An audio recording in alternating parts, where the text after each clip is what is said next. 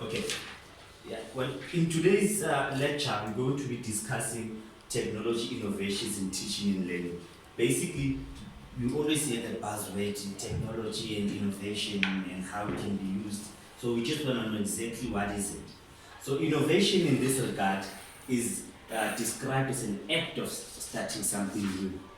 It could be a new idea, it could be a new product, or even a process. So as soon as you come up with an idea, you must know that that idea is innovative.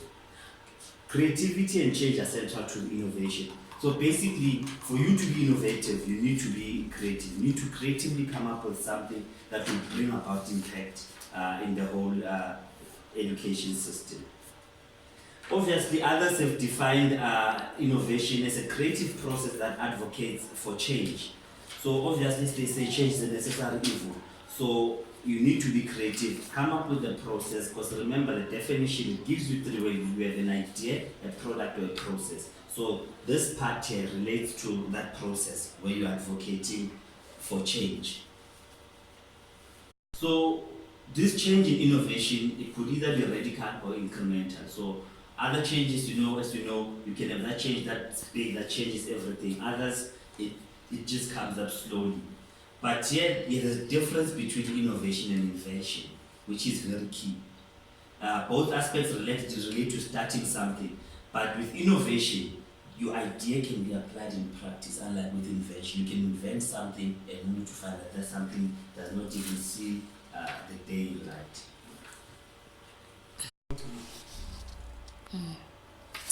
As my colleague has already discussed what innovation is and how it actually can affect our higher education, I'm going to talk about disruptive innovation.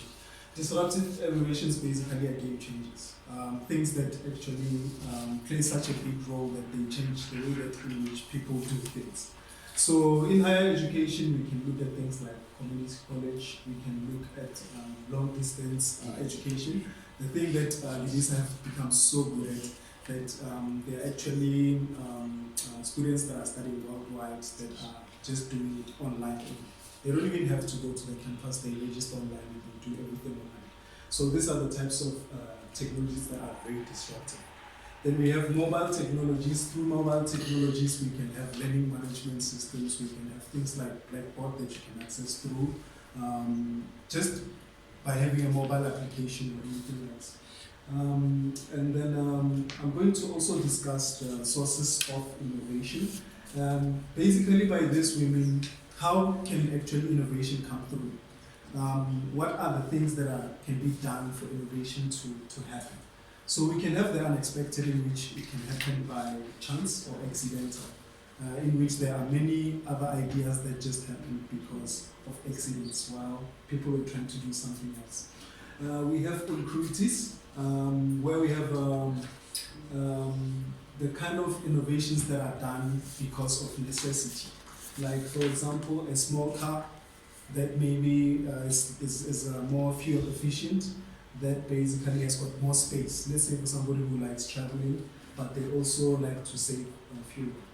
And then we have process needs, assembly line manufacturing. This is mostly done in the motor industry, where you find that machines, basically, there is an assembly line in which maybe you find that you put in an engine, after the engine you put this part. So throughout that assembly line is the type of technology that was very disruptive back in the days. Then we have industry and market structure, like for example computer games, and then we have demographics. Basically these are some of the changes that are very disruptive. I'm going to hand over to my colleague to continue with other parts of the presentation. As we have seen, that innovation definitely has got a lot of positives, but then at the end of the day, we also have certain barriers that are standing in the way of innovation, if we can put it that way. Like innovation in itself, some people are over ambitious. They can create something that is not very user friendly. Like for example in IT, if let's say you're doing something or building a program for somebody, and then you don't follow the proper structure of what the person wants, and you add, let's say, extra features that are not necessary, it can be totally useless for the person. So innovation itself can be a barrier. Then we have informal and social support structures. And then we have formal environment. As we know that in some industries where you have very formalized places which are very rigid and they are not very conducive to change, that can be an impediment or an obstacle towards innovation. And then we have risk aversion for fear of failure. Some people that are in leadership, they fear failure to a point that they stick to what is already there, what exists, and then they are afraid to take on new challenges. So they avert that fear, and then they don't move on. Then we have leadership, innovation fostering leadership, distributed leadership for innovation. So as I was saying, compared to risk aversion, I was saying, leadership can be a problem if you have somebody who is at the driving wheel, who is not open to change, who likes doing things the old way. That can be a negative towards innovation. We have a shared vision, how teachers think about innovation and its contribution to the overall education process. Some teachers, obviously, they also have their own methodologies of doing things. Somebody who's been teaching for 20 years, they do not want to adapt to new technologies and new ways of doing things. That can be also a problem. We also have change management, which can be a very big issue. Some people, they are just not willing to change their way of thinking. They are just not willing to change their way of doing things. So change management can be a big problem when it comes to innovation. I'm going to hand over to my colleague to do the negatives, basically about innovation and what they can be. Focusing on some of the examples based on innovation. The first example I'll be explaining is games. Instead of using traditional teaching methods, people resort to using games in lecture rooms nowadays, such as role playing, as putting yourself in a situation or a certain position. The next would be the use of puzzles, which would be to test knowledge and to solve problems where it's necessary. The following one would be the use of rubrics, which would be to evaluate how good or bad your assignments may be according to certain levels, probably maybe between level 1 to 5. 5 as being good and 1 as being bad.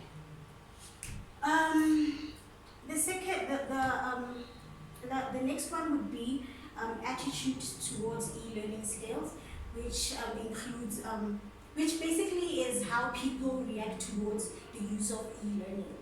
We all know that the introduction of e-learning has been quite shaky. Taking into consideration, people are not really much comfortable to the use of this as opposed to reading from a book and actually studying and writing tests, like being evaluated through the use of tests.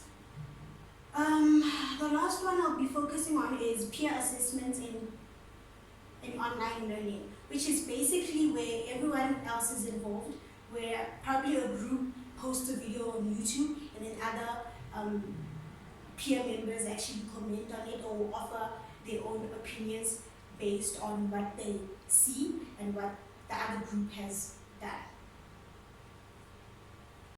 That we can try to use the use of social media in the classroom, like Twitter, Facebook, or blogs.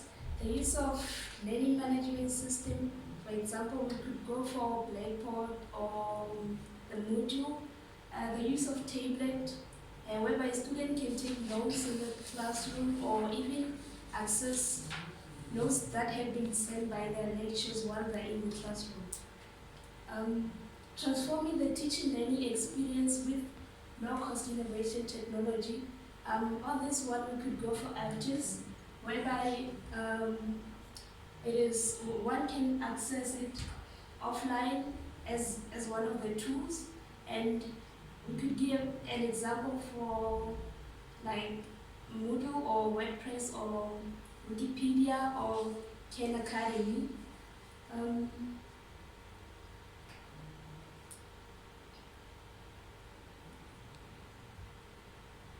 think it's fine. That's fine.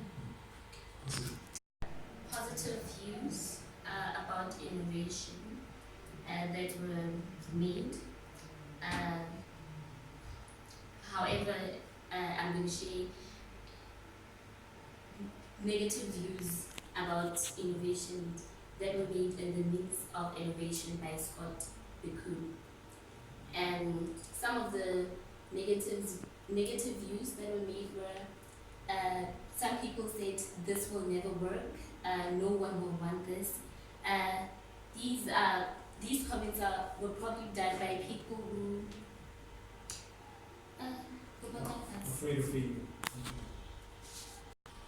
these comments were probably done by made by people who are not adaptable at all, or people who fear change. Some of the comments that were made were, it can't work in practice, and that people won't understand it. These ones were probably made by people who did not do proper research, or people who did not gather enough information.